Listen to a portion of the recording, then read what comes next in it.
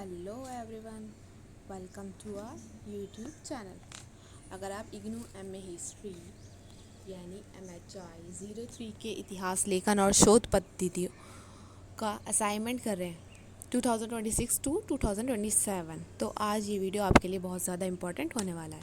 आज हम असाइनमेंट के क्वेश्चन नंबर 1 को बिल्कुल विस्तार से समझेंगे।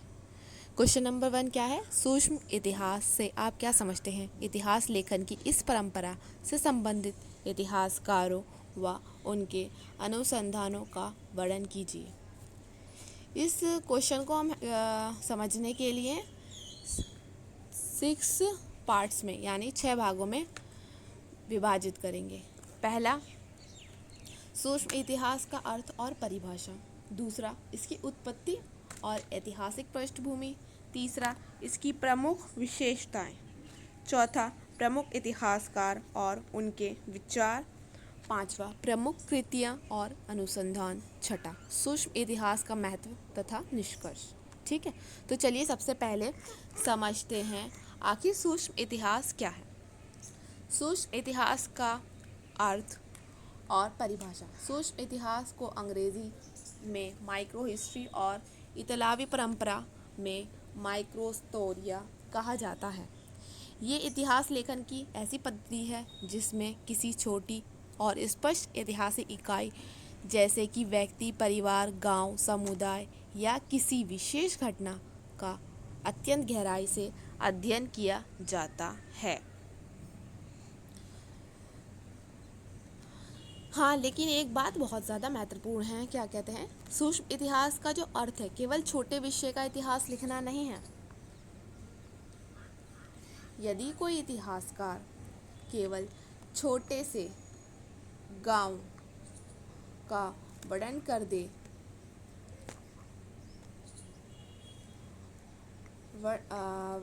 दे तो मात्र इस कारण वह अध्ययन सूक्ष्म इतिहास नहीं बन जाता।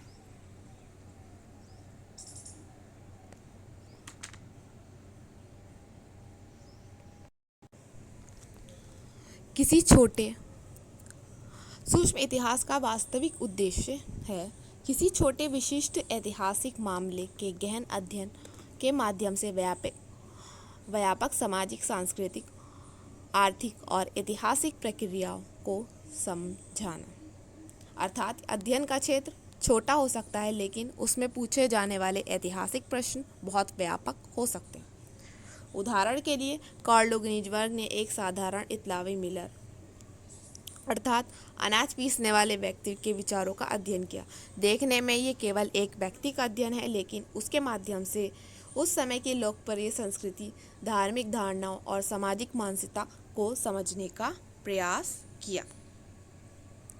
इसलिए सूक्ष्म इतिहास में सूक्ष्म का अर्थ केवल आकार में छोटा होना नहीं, बल्कि छोटे स्तर पर अत्यंत गहन विश्लेषण करना है।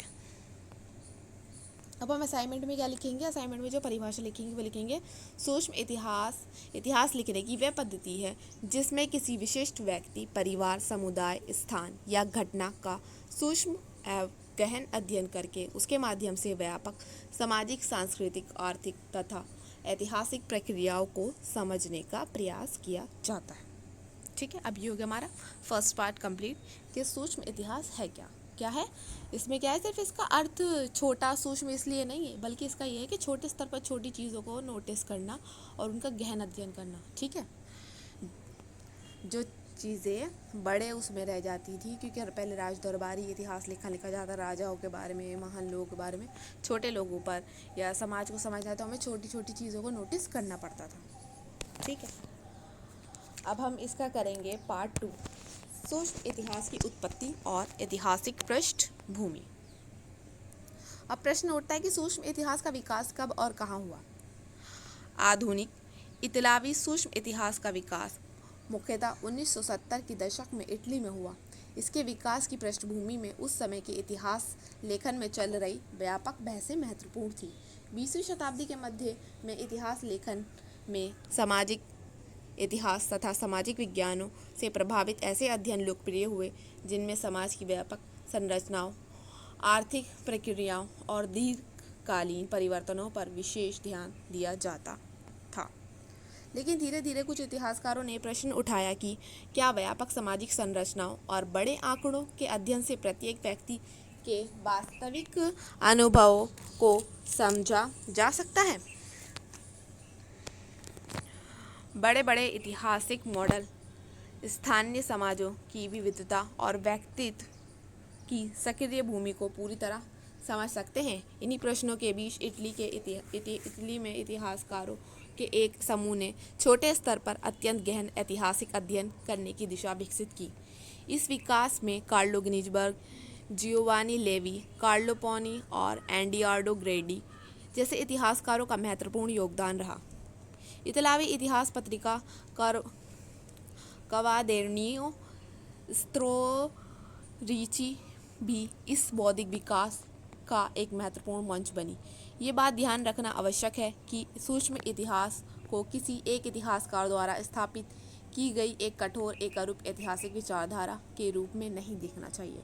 इसके अंतर्गत आने वाले इतिहासकारों की पद्धति और विषयों में अंतर था, लेकिन उनमें एक समान बात थी: छोटे स्तर के गहन अध्ययन के माध्यम से व्यापक ऐतिहासिक प्रश्न को समझने का प्रयास। यानी जब भी कोई भी चीज़ आज चेंजेस आता है समाज में, इतिहास में, लेखन में, तो उसके पीछे कई सारी चीज़ें क्या होती हैं जो उस समय की जो प्रथाएं चल रही होती है, उस समय के जो लेखन पद्धति चल रही होती है, उसके खिलाफ असंतोष या लोग उसके खिलाफ पूरी तरह वो नहीं हो रहे थे, लेकिन कुछ चीज़ हमसे रह रही है।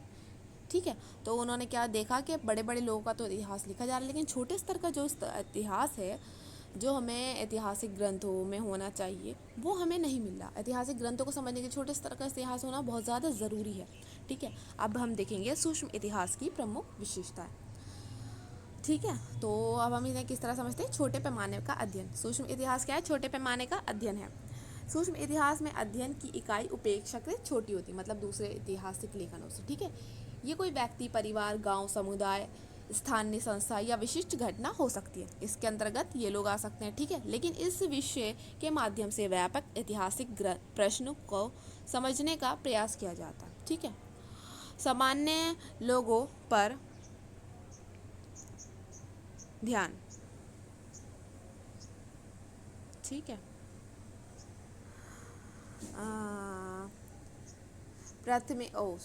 इसमें सामान्य लोगों पर अध्ययन। परंपरागत राजनीतिक इतिहास में राजा, शासक, युद्ध और राजनीतिक संस्थाएं प्रमुख विषय रहे हैं। इसके विपरीत सूक्ष्म इतिहास ने सामान्य लोगों के जीवन और अनुभवों को भी इतिहास के महत्वपूर्ण विषयों के रूप में सामने रखा है। इसमें किसान, ग्रामीण, कारीगर, महिलाएं, धार्मिक समूह और स्थानीय समुदाय जैसे लोगों का अध्ययन किया जा सकता है। प्राथमिक स्रोत का गहन उपयोग। ठीक है, सूक्ष्म इतिहासकार उपलब्ध प्राथमिक स्रोतों का बहुत सावधानी से विश्लेषण करते हैं। मतलब ये प्राथमिक स्रोतों के ऊपर होते हैं, द्वितीय स्रोतों के ऊपर नहीं होते। इसमें न्यायालय के अभिलेख, धार्मिक संस्थाओं के अभिलेख, स्थानीय दस्तावेज, कर संबंधी अभिलेख, व्यक्तिगत दस्तावेज तथा अन्य प्रशंसनीय स्रोत शामिल होते हैं। इसमें कौन कौन से वो आ जाते हैं? सारे प्राथमिक स्रोत आते हैं। प्राथमिक स्रोतों में क्या क्या? न्यायालय अभिलेख, धार्मिक संस्थाएं अभिलेख, स्थानीय दस्तावेज, कर संबंधित अभिलेख, व्यक्तिगत दस्तावेज या अन्य प्रशासनिक स्रोत। ठीक है, नंबर 5, व्यक्ति और समाज के संबंध का अध्ययन। सूक्ष्म इतिहास व्यक्ति को उस सामाजिक वातावरण से अलग करके नहीं देखता। किसी व्यक्ति के विचार, व्यवहार और निर्णयों के माध्यम से उसके समय के सामाजिक संबंधों, संस्थाओं और सामाजिक सांस्कृतिक वातावरण को समझने का प्रयास किया जाता है। ठीक है, इसमें क्या होता है, जो हम समझते हैं उसको व्यक्ति को समाज से अलग करके नहीं समझते, बल्कि उसके समाज को समझने के लिए व्यक्ति पर हम अध्ययन करते हैं, ताकि उसके आसपास के क्या कहते हैं, समाज से उसका संबंध कैसा है, संस्था, सांस्कृतिक वातावरण कैसा है, ये सब समझने के लिए। ठीक है, छोटे से बड़े पैमाने को समझना, ये सूक्ष्म इतिहास की सबसे महत्वपूर्ण और विशेषता में से एक है। छोटे अध्ययन को केवल उसी तक सीमित नहीं रखा जाता, बल्कि उसके माध्यम से व्यापक ऐतिहासिक प्रक्रियाओं और प्रश्नों को समझने का प्रयास मिलता है। बल्कि हम छोटा अध्ययन करके उसके बारे में ही नहीं लिखते, तो उसके बारे में ही समझते नहीं है, बल्कि उस छोटे अध्ययन से हम क्या होता है, बड़े बड़े अध्ययनों को समझने में भी हमें मदद मिलती है। ठीक है, अब नेक्स्ट है इसका बड़े ऐतिहासिक सामान्यीकरणों की जाँच। सूक्ष्म इतिहास बड़े बड़े ऐतिहासिक सामान्यीकरणों को स्थानीय और वास्तविक उदाहरणों के आधार पर परखने का अवसर देता है। इससे ये पता लगाया जा सकता है कि व्यापक ऐतिहासिक सिद्धांत स्थानीय समाजों में वास्तव में किस प्रकार दिखाई देता है। ठीक है। नंबर 8 है व्यक्ति की सक्रिय भूमिका। सूक्ष्म इतिहास में व्यक्ति को केवल सामाजिक संरचनाओं का निष्क्रिय हिस्सा नहीं माना जाता। व्यक्ति अपने निर्णय, संबंधों और कार्यों के माध्यम से इतिहास में सक्रिय भूमिका निभा सकता है। इसी कारण सूक्ष्म इतिहास में व्यक्ति और सामाजिक संरचनाओं के संबंध पर विशेष महत्व दिया गया। इसके 4 प्रमुख इतिहासकार और उनके अनुसंधान। अब हम देखेंगे इसका कोर्स पार्ट 4। हमने विशेषताएं भी देख ली, इसका पृष्ठभूमि और उद्भव भी देख लिया, ये है क्या ये भी देख लिया। अब हम देखेंगे इसके प्रमुख इतिहासकार और उनके अनुसंधान। ठीक है। सूक्ष्म इतिहास की परंपरा से प्रमुख इतिहासकार और उनके अनुसंधान क्या है। कार्लो गिनीजबर्ग। सूक्ष्म इतिहास के सबसे प्रसिद्ध इतिहासकारों में कार्लो गिनीजबर्ग का नाम प्रमुखता से लिया जाता है। गिनीजबर्ग ने छोटे छोटे ऐतिहासिक संकेतों और सुरागों के माध्यम से अतीत को समझने की दिशा में महत्वपूर्ण योगदान दिया है। उनके साथ जुड़ा साक्ष्य प्रतिमान विशेष रूप से महत्वपूर्ण है। इस दृष्टिकोण में इतिहासकार उन छोटे छोटे संकेतों और विवरणों को गंभीरता से लेता है जिन्हें सामान्य अध्ययन में महत्वहीन समझा जा सकता है। इन संकेतों के माध्यम से इतिहासकार व्यापक ऐतिहासिक वास्तविकताओं तक पहुंचने का प्रयास करता है। प्रमुख कृति द चीज एंड द वर्म्स। गिनीजबर्ग की प्रमुख कृति है द चीज एंड वर्म्स। गिनीजबर्ग की बहुत प्रसिद्ध कृति 1976 में प्रकाशित हुई थी। इस पुस्तक में उन्होंने 16वीं सदी के इटली के एक मिलर मनक्कियो के विचारों और धार्मिक धारणाओं का अध्ययन किया। मनक्कियो कोई राजा, शासक या प्रसिद्ध राजनीतिक व्यक्ति नहीं था, वह एक सामान्य ग्रामीण व्यक्ति था। यही सूक्ष्म इतिहास की विशेषता है। ठीक है ना। लेकिन उसके विचारों के अध्ययन के माध्यम से गिनीजबर्ग ने उस समय की लोकप्रिय संस्कृति, धार्मिक विश्वासों और सामाजिक मानसिकताओं को समझने का प्रयास किया। बल्कि उन्होंने उसके उस टाइम की क्या हमें तत्कालीन परिस्थितियों, सांस्कृतिक, धार्मिक और सामाजिक मानसिकताओं को समझने का प्रयास किया। ठीक है। एक व्यक्ति के गहन अध्ययन के माध्यम से पूरे समाज की व्यापक संस्कृति, वास्तविकताओं को समझने का प्रयास। Giovanni Levi. सूक्ष्म इतिहास के दूसरे प्रमुख इतिहासकार हैं जियोवानी लेवी। लेवी ने स्थानीय समाज, सामाजिक संबंधों और सत्ता के संबंधों को छोटे स्तर के अध्ययन के माध्यम से समझने पर जोर दिया है। उनकी प्रसिद्ध कृति है inheriting power, the story of an Exorcist.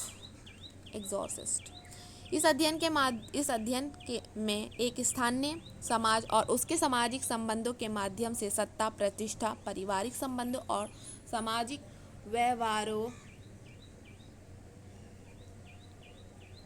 की प्रकृति को समझने का प्रयास किया है।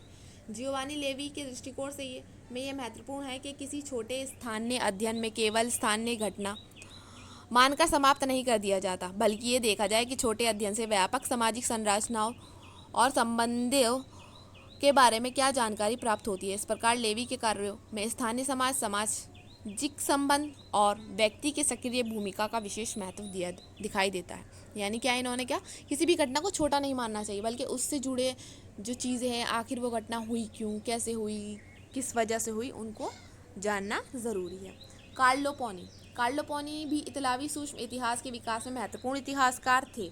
उन्होंने स्थानीय समाज, आर्थिक गतिविधियों और ऐतिहासिक अनुभवों के छोटे स्तर के अध्ययन की दिशा में योगदान दिया। कार्लो पोनी का महत्व इस बात में है कि उन्होंने ये दिखाने में मदद की कि स्थानीय स्तर के ऐतिहासिक अध्ययन व्यापक ऐतिहासिक प्रक्रियाओं को समझने में उपयोगी हो सकते हैं। कार्लो पोनी और कार्लो गिनीजबर्ग के प्रयासों से सूक्ष्म इतिहास की बौद्धिक दशा को विकसित करने में महत्वपूर्ण योगदान मिला। एंडियार्डो ग्रेडी भी इतालवी सूक्ष्म इतिहास के महत्वपूर्ण इतिहासकारों में शामिल हैं। उन्होंने स्थानीय समाज, सामाजिक संबंधों और छोटे स्तर के ऐतिहासिक विश्लेषणों पर विशेष ध्यान दिया है। उनके कार्यों में ये विचार मजबूत हुआ कि किसी छोटी ऐतिहासिक मामले को केवल एक अलग घटना के रूप में नहीं देखना चाहिए, बल्कि उसके माध्यम से व्यापक सामाजिक संबंधों और ऐतिहासिक प्रक्रियाओं को समझना चाहिए। इस प्रकार ग्रेडी का योगदान सूक्ष्म विश्लेषण की पद्धति को विकास करने में ऐतिहासिक स्थानीय अध्ययन के महत्व को स्थापित करने में महत्वपूर्ण रहा है। ठीक है, अब इससे जुड़े अब हम क्या करेंगे, ये तो थे मेन इतिहासकार और उनके अनुसंधान और उनके जो वो थे क्या कहते हैं,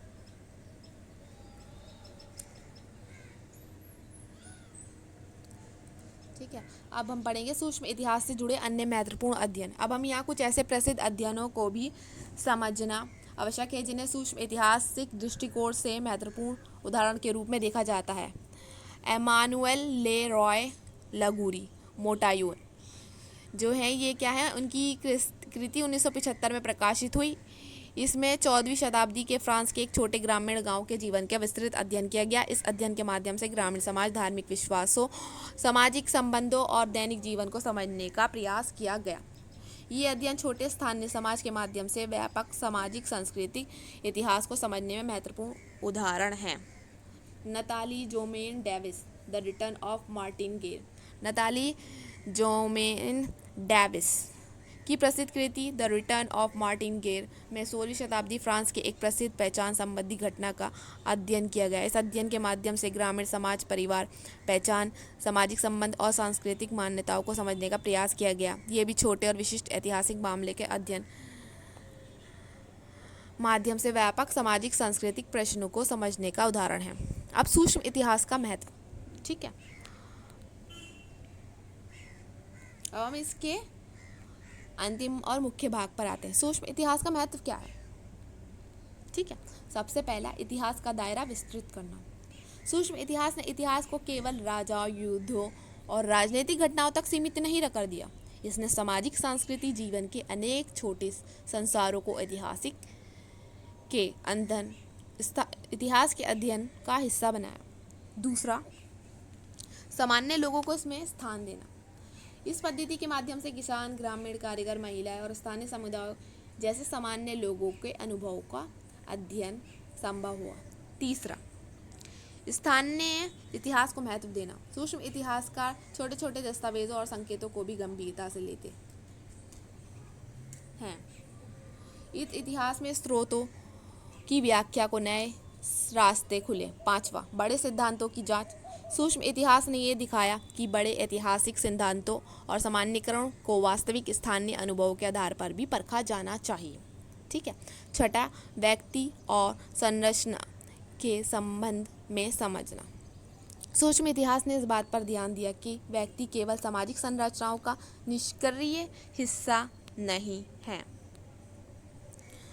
उसकी अपनी सोच, निर्णय, संबंध और कार्य भी ऐतिहासिक प्रक्रियाओं को प्रभावित कर सकते हैं। यानी इतिहास में होने वाली घटित घटनाएं सिर्फ राजा महाराजाओं से ही रिलेटेड नहीं हो सकती, बल्कि आम लोगों के कार्य, जीवन शैली भी उसे प्रभावित करती है।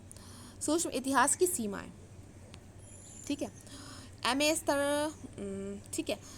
जो हमें इसमें बनाने के लिए अपने आंसर को संतुलित करने के लिए हमें ये चीज़ें भी नोटेट करनी होंगी। पहली सीमा ये है कि बहुत छोटे अध्ययन से प्राप्त निष्कर्षों को पूरे समाज पर सीधे तौर पर लागू करना उचित नहीं होगा। यानी ये कि हमें किसी एक मानव के, किसी एक समुदाय के उसको पढ़कर या किसी एक व्यक्ति के इतिहास को पढ़कर या उसकी बातों को सुनकर पूरे समाज पर नहीं लागू करना चाहिए, ठीक है। दूसरी सीमा यह है कि सूक्ष्म इतिहास में शोधकर्ताओं को बहुत बड़ी मात्रा में छोटे स्रोतों और विवरणों का विश्लेषण करना पड़ सकता है, जिसमें शोध अत्यधिक समय लेने वाला हो सकता है। यानी दूसरी सीमा क्या है कि अगर हम बहुत सारे छोटे लोगों का छोटे स्रोतों का विवरण करेंगे, उनका विश्लेषण करेंगे, तो उसमें क्या है, हमारा अधिक समय लग सकता है, ठीक है। तीसरी सीमा यह है किसी एक छोटे व्यक्ति या छोटे समुदाय का अध्ययन व्यापक ऐतिहासिक संरचनाओं को पूरी तस्वीर प्रस्तुत करना नहीं हो सकता, ठीक है। इसलिए सूक्ष्म इतिहास की सबसे अच्छी उपयोगिता तब दिखाई देती है जब इसे व्यापक ऐतिहासिक संदर्भ से जोड़कर देखा जाए। अब हम इसका निष्कर्ष पढ़ेंगे। निष्कर्षतः सूक्ष्म इतिहास आधुनिक इतिहास लेखन की एक महत्वपूर्ण पद्धति है, जिसने इतिहासकारों का अध्ययन बड़े राजनीतिक और आर्थिक ढांचों के साथ साथ छोटे सामाजिक संस्कारों, सामान्य व्यक्तियों और उनके अनुभवों की ओर आकर्षित किया। इसका विकास विशेष रूप से 1970 के दशक में इटली में हुआ। इसके विकास में Carlo Ginzburg, Giovanni Levi, Carlo Poni और एड्रियानो ग्रेडी जैसे इतिहासकार का महत्वपूर्ण योगदान रहा। कार्लो गिनीजबर्ग की the cheese and the worms जैसी कृति ये दिखाती है कि किसी सामान्य व्यक्ति के जीवन और विचारों का गहन अध्ययन भी अपने समय के व्यापक सामाजिक और सांस्कृतिक वास्तविकताओं को समझने में सहायता कर सकता है। इस प्रकार जियोवानी लेवी और अन्य सूक्ष्म इतिहासकारों ने स्थानीय सामाजिक संबंधों और व्यक्ति की सक्रिय भूमिका को ऐतिहासिक अध्ययन का महत्वपूर्ण हिस्सा बनाया। इस प्रकार सूक्ष्म इतिहास का मूल उद्देश्य केवल छोटे इतिहास का निर्माण करना नहीं, बल्कि छोटे और विशिष्ट अध्ययन के माध्यम से बड़े ऐतिहासिक प्रश्न को, व्यापक प्रक्रियाओं को नए दृष्टिकोण से समझता है। तो ये था हमारा पूरा आंसर। ठीक है, तो फ्रेंड्स आज हमने MHI 03 के असाइनमेंट के क्वेश्चन नंबर 1 को सूक्ष्म इतिहास को विस्तार से समझा। ठीक है, इस वीडियो में हमने क्या देखा, सूक्ष्म इतिहास का अर्थ और परिभाषाएं, उसकी उत्पत्ति और ऐतिहासिक पृष्ठभूमि, उसकी प्रमुख विशेषताएं, Carlo Ginzburg, Giovanni Levi, Carlo Poni और एंडियार्डो ग्रेडी जैसे प्रमुख इतिहासकार और उनके अनुसंधान और कृतियाँ, सूक्ष्म इतिहास का महत्व और इसकी कुछ सीमाएं। ठीक है, अगर आप इस प्रश्न को अपने असाइनमेंट में लिख रहे हैं तो कोशिश करें कि उत्तर केवल परिभाषा तक सीमित ना रहे। ठीक है, अपने उत्तर में हमें किस तरह बनाना है, किस क्रम में लिखना है। सबसे पहले लिखेंगे हम परिभाषा, फिर लिखेंगे इसकी उत्पत्ति, फिर इसकी विशेषताएं, फिर इसके प्रमुख इतिहासकार कौन कौन से थे, उनकी प्रमुख कृतियाँ या अनुसंधान कौन कौन से थे। ठीक है, फिर उसके बाद इसका महत्व और साथ में कुछ सीमाएं लिखकर आंसर के एंड में हम निष्कर्ष ऐड कर देंगे, जो 2 से 3 लाइन्स में होना चाहिए, उससे ज़्यादा नहीं होना चाहिए। ठीक है, इस संरचना में अगर हम आंसर लिखेंगे तो हमारा जो है अधिक व्यवस्थित और विश्लेषणात्मक आंसर दिखाई देगा। ठीक है, अगर अब हम अगली वीडियो में MHI 03 के असाइनमेंट क्वेश्चन नंबर 2 यानी पारंपरिक चीनी इतिहास लेखन की विशिष्ट विशेषताओं को भी इसी तरह विस्तार से समझेंगे। अगर आप इग्नू MA हिस्ट्री के असाइनमेंट की तैयारी कर रहे हैं तो चैनल को सब्सक्राइब ज़रूर करें और पूरे असाइनमेंट श्रृंखला से जुड़े रहें और हमारी वीडियो को लाइक करें, शेयर करें। Thank you for watching our video. मिलते हैं अगली वीडियो में।